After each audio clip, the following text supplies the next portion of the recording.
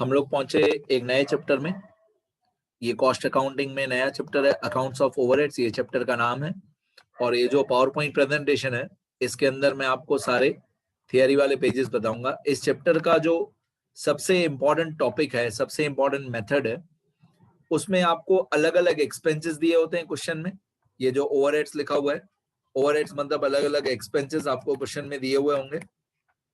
आपको इन एक्सपेंसेस को किसी ना किसी रेशियो में डिस्ट्रीब्यूट करना है। अब ये जो ज्यादा एक्सपेंसिव है, indirect expense, rent, plant repair, depreciation, ये सारे एक्सपेंसेस आपको दिए होंगे। Depreciation, lighting, supervision expenses, power, depreciation of plant, ये सारे अलग अलग एक्सपेंसेस आपको दिए होंगे। और इन एक्सपेंसेस को आपको अलग अलग रेशियो में डिस्ट्रीब्यूट करना पड़ेगा। अब ये basis of apportionment, basis of apportionment मतलब रेशियो। आपको इस क्वेश्चन में बहुत सारे अलग अलग रेशियोज दिए होंगे, तो आपको ये डिसाइड करना है कि कौन सा एक्सपेंस कौन से रेशियो में डिस्ट्रीब्यूट होगा। अगर इनडायरेक्ट एक्सपेंसेस दिए हुए, जब ऑब्वियसली हम लोग जब सम्स करेंगे, नंबर्स के साथ प्रैक्टिकली सॉल्व करेंगे, तो ज्यादा आइडिया आएगी। ये थियरी वाले पेजेस हैं, ये रूल्स हैं, बहुत ज्यादा काम आएंगे सम्स में। तो आपका काम क्या है इस वक्त आपका काम है कि अगर आपको क्वेश्चन में दिया हो इनडायरेक्ट एक्सपेंसेस, तो आपको पता होना चाहिए कि इनडायरेक्ट एक्सपेंसेस जो है वो डायरेक्ट वेजेस के रेशियो में डिस्ट्रीब्यूट होता है। अब कैसे डिस्ट्रीब्यूट होता है वो सब मैं सम्स में बताऊंगा। रेंट, अगर आपको रेंट दिया हुआ है तो एरिया ऑक्यूपाइड के रेशियो में डिस्ट्रीब्यूट होगा। उसके बाद प्लांट रिपेयर्स, इसका रेशियो होता है वैल्यू ऑफ प्लांट। इसके बाद डेप्रिसिएशन, इसका रेशियो होता है वैल्यू ऑफ प्लांट। इसके बाद लाइटिंग, इसका रेशियो होता है नंबर ऑफ लाइट पॉइंट्स, या तो अगर नंबर ऑफ लाइट पॉइंट्स दिया हो तो number of light points, number of light points नहीं दिया हो तो एरिया ऑक्यूपाइड। उसके बाद सुपरविजन एक्सपेंसेस, तो उसका रेशियो होता है नंबर ऑफ वर्कर्स। उसके बाद पावर का रेशियो होता है एक्चुअल पावर यूज्ड, या इसका एक और रेशियो मैं बताऊं, horsepower of machine. Actual power used और horsepower of machine, power का रेशियो होता है हॉर्स पावर ऑफ मशीन और एक्चुअल पावर यूज्ड।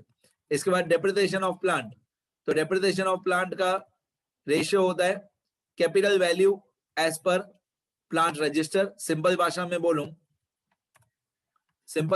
बोलूं तो मैं वैल्यू ऑफ प्लांट। अलग अलग आपको डिपार्टमेंट्स दिए होंगे, जैसे डेप्रिसिएशन दिया हुआ है तो डेप्रिसिएशन की एक टोटल अमाउंट दी होगी जो आपको 5 अलग अलग डिपार्टमेंट्स में डिस्ट्रीब्यूट करनी होगी। तो पांचों डिपार्टमेंट के प्लांट की वैल्यू दी होगी कि इस डिपार्टमेंट में इतना प्लांट है, इस डिपार्टमेंट में इतना प्लांट है। तो जो पांचों डिपार्टमेंट की वैल्यू ऑफ प्लांट दी हुई है, उस वैल्यू ऑफ प्लांट का पांचों का रेशियो निकालेंगे और उस रेशियो में इस डेप्रिसिएशन ऑफ प्लांट को डिस्ट्रीब्यूट कर देंगे। बेसिकली हमको एक्सपेंसेस को डिस्ट्रीब्यूट करना है। Canteen expenses, supervision salary, labour welfare expenses, इसका रेशियो होता है नंबर ऑफ वर्कर्स। इसके बाद इंश्योरेंस प्रीमियम, इसका रेशियो होता है कैपिटल वैल्यू ऑफ एसेट, या सिंपल भाषा में value of asset. Indirect wages, इसका रेशियो होता है direct wages. Technical directors fees, इसका रेशियो होता है time devoted by him to each department, time devoted by him to each department. इसके बाद एम्प्लॉय स्टेट इंश्योरेंस कंट्रीब्यूशन, ये क्वेश्चन में एक्सपेंस दिया होगा, इसका रेशियो होता है direct wages. Work manager salary, तो direct labour hours of time devoted by him, of नहीं आएगा यहाँ पे और आएगा, डायरेक्ट लेबर आवर्स और time devoted by him. General expenses, general expenses का रेशियो होता है डायरेक्ट वेजेस। तो ये सारे आपको लिख के याद कर लेने एक बार। ये चैप्टर का नाम है अकाउंट्स ऑफ ओवरहेड्स। ये पहली लिस्ट एक्सपेंसेस की और उसके रेशियोज की, ये दूसरी लिस्ट, यहां तक आपको लिखना है। अब बेसिकली आपको अलग अलग एक्सपेंसेस दिए होंगे जिनको 5 अलग अलग डिपार्टमेंट में डिस्ट्रीब्यूट करना है।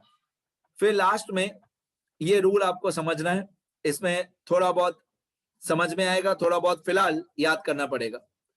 After distributing the overheads, all the overheads, if any expenses are given among ratios, then those expenses should be recorded at same value in the same department.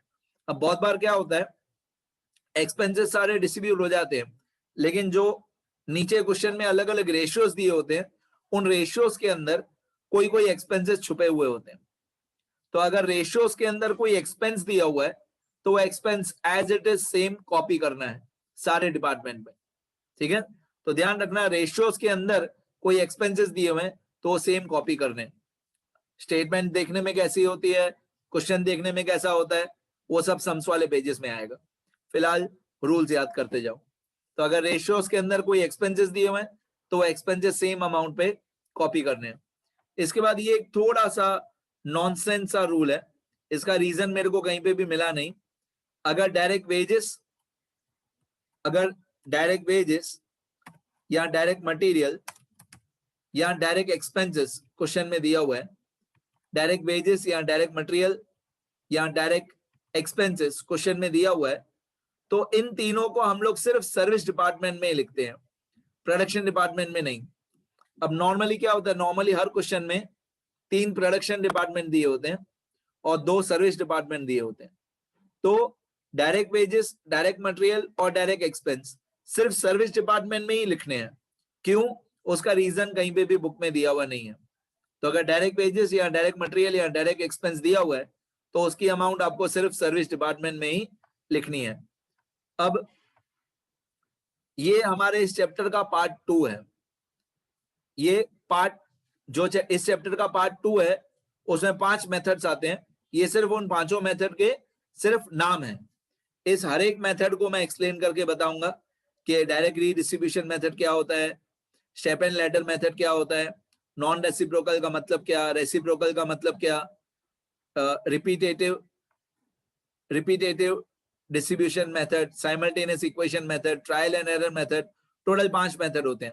एक डायरेक्ट रीडिस्ट्रीब्यूशन मेथड, फिर non reciprocal method के अंदर एक ही होता है step and ladder, और reciprocal के अंदर 3 होते हैं, repetitive distribution method, simultaneous equation method और ट्रायल एंड एरर मेथड। अब ये जो 5 मेथड है, इन 5 मेथड का मैं एक एक एग्जांपल सॉल्व करके बताऊंगा सम्स वाले पेजेस में। ये सिर्फ नाम बताए हुए हैं कि इस चैप्टर में कौन से मेथड्स आएंगे। अब जहां पे हमारा ये पहला वाला मेथड कंप्लीट होता है, एक्सपेंसेस को डिस्ट्रीब्यूट करने वाला, जहां पे हमारा पहला मेथड कंप्लीट होता है, वहां से ही दूसरा मेथड, दूसरा पार्ट इस चैप्टर का शुरू होता है।